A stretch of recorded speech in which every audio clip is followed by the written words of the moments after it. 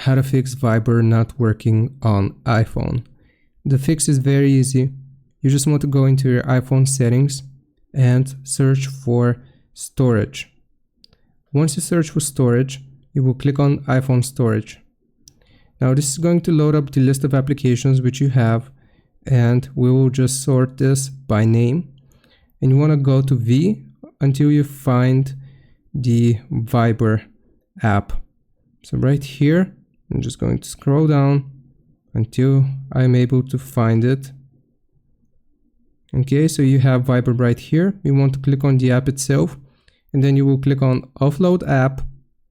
And once you offload the application, you will reinstall it.